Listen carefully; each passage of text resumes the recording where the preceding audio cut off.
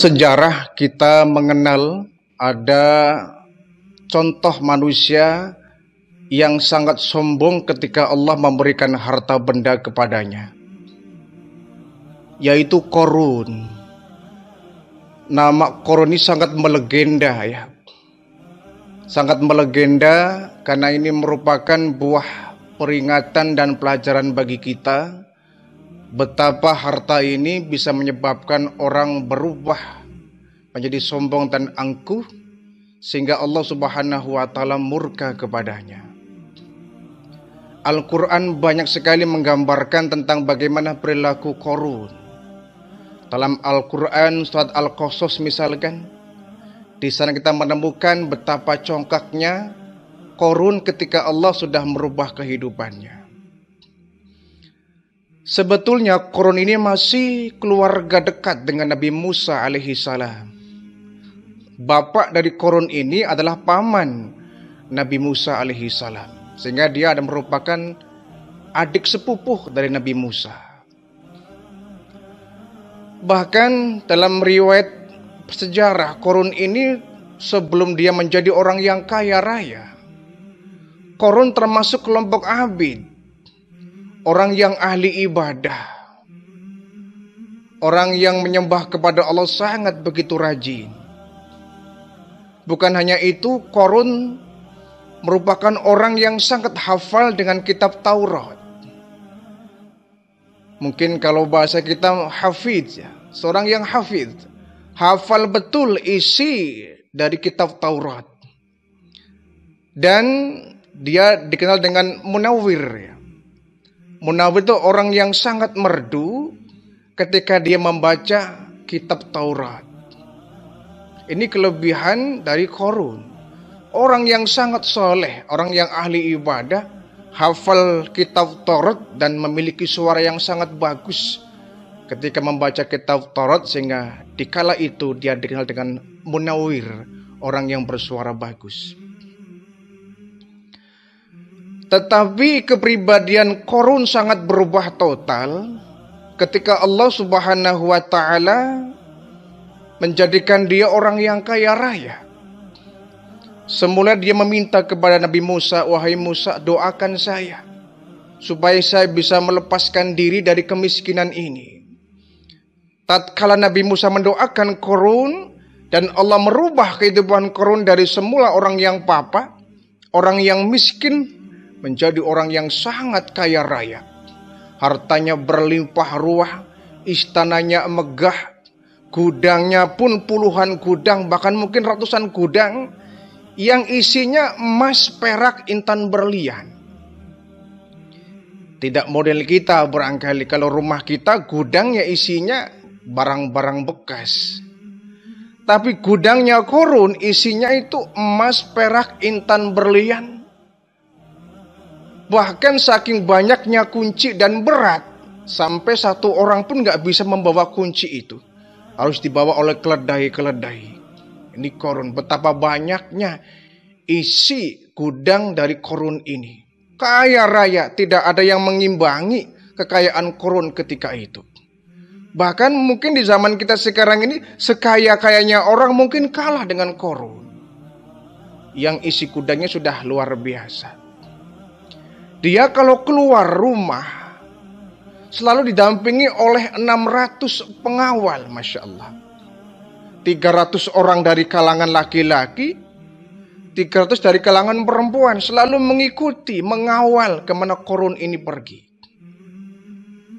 Dan sangat congkak angkuh luar biasa. Bahkan dengan Nabi Musa pun yang sudah begitu besar andilnya, begitu banyak andilnya dalam merubah kehidupan Qarun, sudah nggak dipedulikan.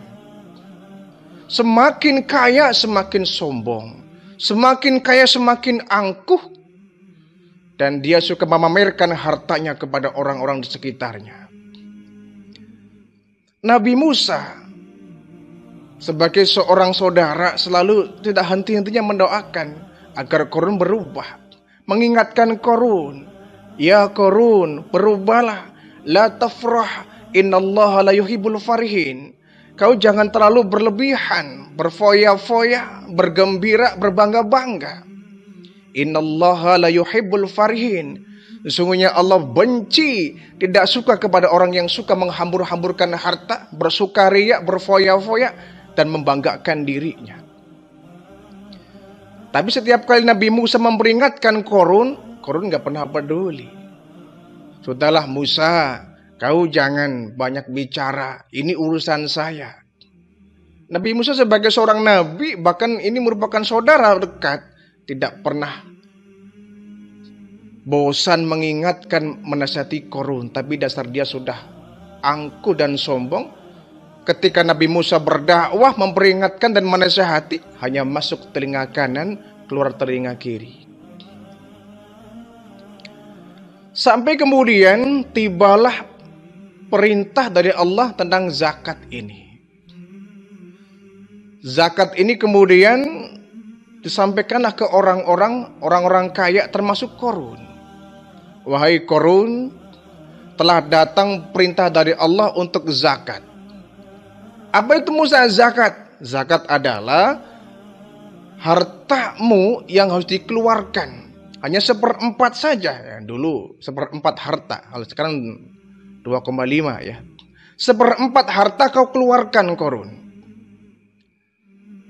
Korun mengeluarkan, tapi pelitnya naudzubillah gitu. Setiap harta yang 1000 dinar, dia hanya mengeluarkan 1 dinar. Kalau hartanya dia memiliki 1000 dirham, dia hanya memberikan 1 dirham. Sangat pelit luar biasa. Kata Musa, wahai Korun, hartamu banyak, kenapa kau zakat cuma hanya segini? Kau bagaimana? Harta berlimpah ruah, kenapa zakat seperti ini? Allah menentukan 1/4 dari hartamu dikeluarkan agar kau menjadi orang-orang yang selamat dari harta. Tapi Korun dengan sombong mengatakan, hei Musa, sudahlah, yang penting kan saya bayar, saya tunaikan, kau jangan rewel lah.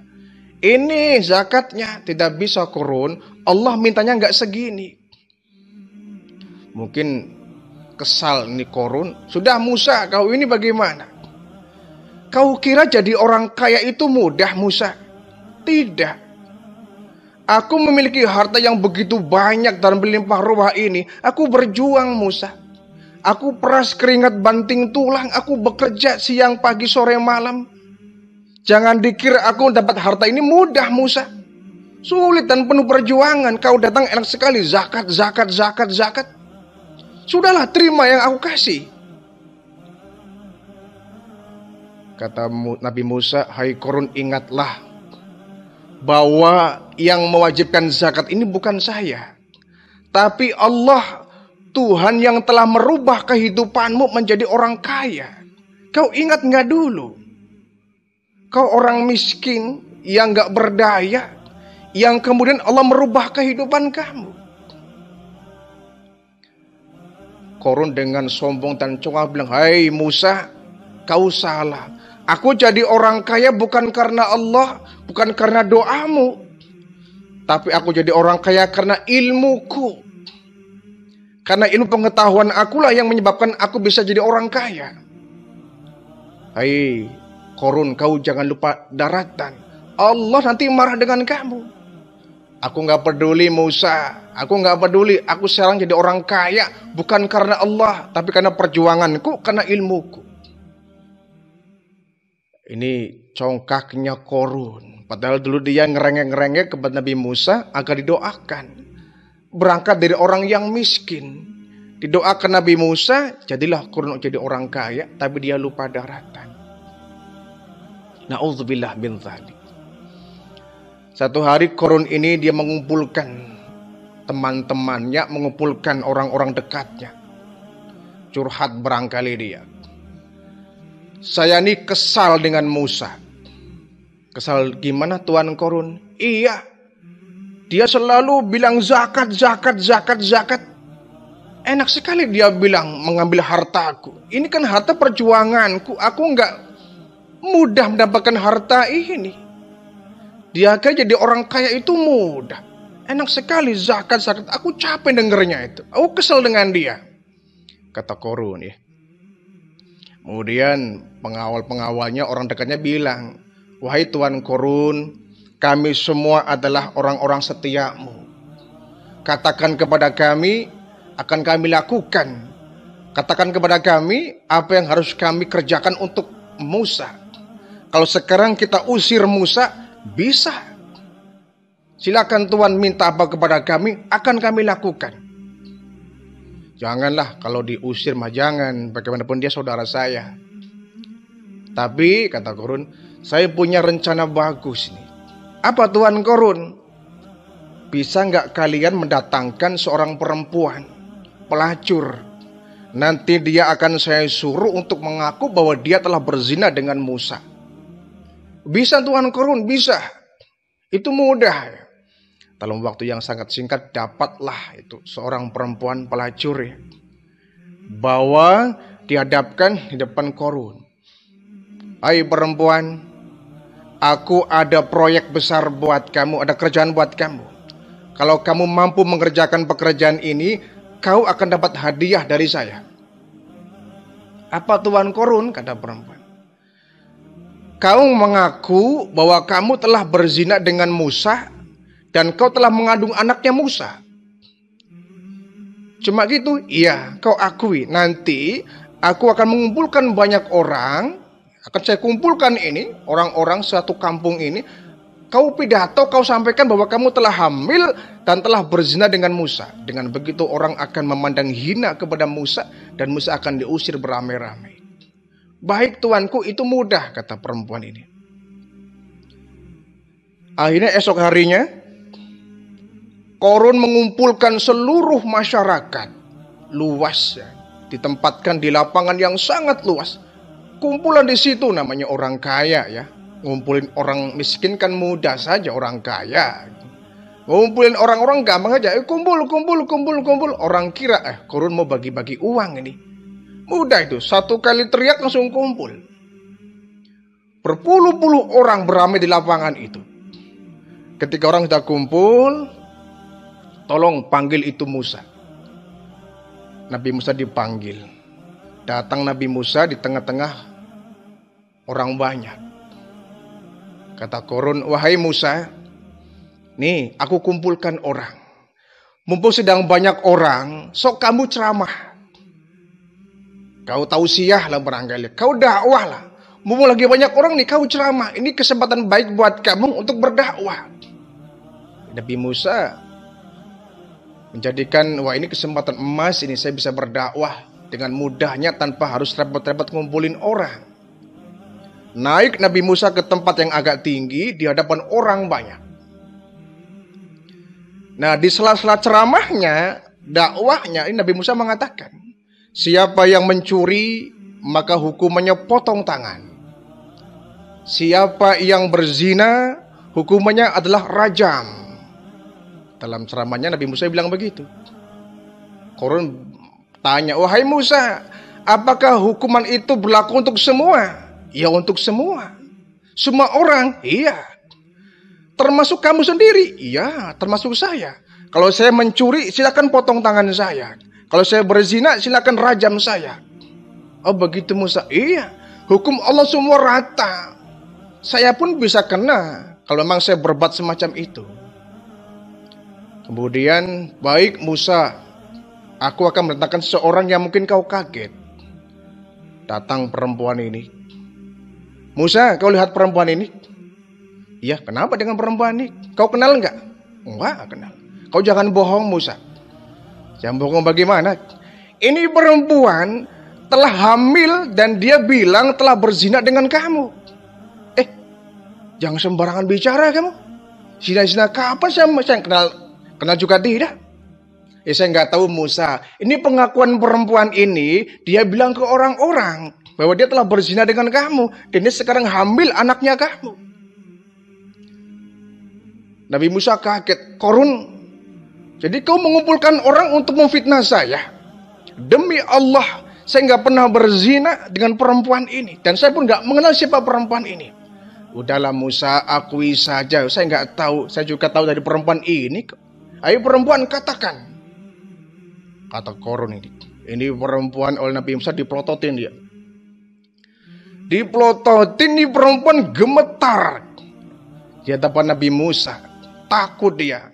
Yang kemudian hidayah pun sampai kepada perempuan ini. Takut gemetar dia di hadapan Nabi Musa. Kata Nabi Musa, hai perempuan, katakan kebenaran demi Allah. Katakan yang sebenarnya. Jangan pernah berbohong. Jangan pernah menipu orang. Sampaikan yang benar di depan orang. Karena perempuan ini takut dan gemetar. Kemudian dia pun diberikan hidayah oleh Allah. Akhirnya dia menyampaikan sesuatu yang benar. Saudara-saudara, sesungguhnya Musa belum pernah menzinai saya. Belum pernah menyetubuhi saya. Saya pelacur, iya. Tapi Musa belum pernah berhubungan badan dengan saya. Sesungguhnya saya dibayar oleh Korun agar menyampaikan hal yang kotor, bahwa aku telah berzina kepada Musa. Aku dibayar oleh Korun. Kaget betul Nabi Musa itu. Korun, biadab kamu. Kau sudah memfitnah saya, menuduh saya, mempermalukan saya. Biadab kau, Korun. Dalam situasi begitu Nabi Musa emosi itu, naik emosi Nabi Musa itu. Keterlaluan Korun ini. Didakwain gak mau, sombongnya luar biasa, sampai hati dia memfitnah Nabi Musa. Dalam kondisi begitu malaikat Jibril turun, membisiki Nabi Musa, wahai Musa, saat ini bumi telah menunggu perintahmu. Apa yang kau perintahkan kepada bumi, bumi akan melaksanakan perintahmu Musa. Katakan apa perintahmu kepada bumi. Mendengar bisikan dari malaikat Jibril ini, Nabi Musa kemudian, wahai bumi, ya ardu ukhdihim, bumi kau benamkan Korun ini beserta orang-orang dekatnya. Telan Korun dan orang-orang yang mendukung kesombongannya itu. Bumi tunduk akan perintah Nabi Musa, kemudian bumi terbelah, semua orang minggir gitu. Semua orang menyingkir, bumi terbelah. Korun beserta orang-orang yang di sekelilingnya yang mendukung kesombongannya tertelan. Dari mulai semata kaki, selutut. Khudihim, kata Nabi Musa. Terus bumi telan dia. Dari lutut sampai ke pusar sampai ke perut, sampai ke dada, sampai ke bagian dagu, sampai ke bahu, sampai ke kepala, amblas semua itu. Korun teriak-teriak, nggak Nabi Musa pedulikan, saking mengkalnya Nabi Musa itu. Saking emosinya, benamkan semua Korun dan semua orang-orang yang mendukung kebiadabannya itu. Pendukung-pendukungnya, pengawal-pengawal yang gak mau bertobat, telan wahai bumi, sampai habis. Dalam waktu yang sangat singkat itu, Korun dibenam oleh bumi, bumi kemudian terbelah, dia terperosok, terbenam sampai sekujur tubuh Korun ini dibenam oleh bumi. Dan melihat peristiwa ini semua orang pada Allahu Akbar, Allahu Akbar. Tapi ada yang nyelenting, ada yang berbisik-bisik. Wah, ini Musa melakukan seperti ini mungkin dia karena ingin mengincar harta Korun kali. Korun dibenamkan di bumi, hartanya ditinggal akan dikuasai Musa. Ini ada orang yang menebar hoax seperti ini ya. Menyebarkan berita hoax. Terdengar di telinga oleh Nabi Musa. Mendengar selentingan orang bilang begitu, wahai bumi, jangan hanya Korun yang kau benamkan, seluruh harta benamkan juga. Telan rumah dia, harta dia, emas, intan, berlian ditelan juga. Rumahnya pun kemudian ambruk, bumi terbelah, masuk ke dalam bumi itu 1 meter, 2 meter, 10 meter, amblas semua. Harta bendanya semua dibenam dalam bumi. Korunnya dibenam dalam bumi, harta bendanya pun terbenam rata dengan bumi, sehingga bumi ini menutup kembali sampai tidak ada bekasnya. Subhanallah, ini merupakan buah pelajaran bagi kita. Jangan sampai kita menjadi orang-orang yang sombong dan congkak karena kita memiliki harta banyak.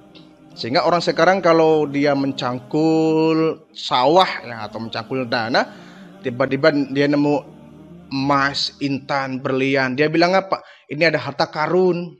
Saya nemu harta karun. Ya mungkin karena harta karun itu yang barangkali ada di dasar perut bumi ini. Ya.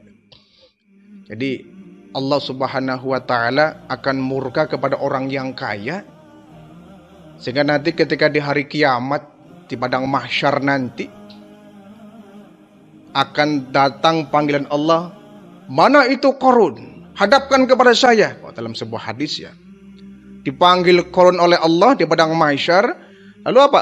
Orang-orang yang dulu di dunia orang kaya yang sombong, yang angkuh, silakan kau pergi ke neraka dipimpin oleh Qarun ini.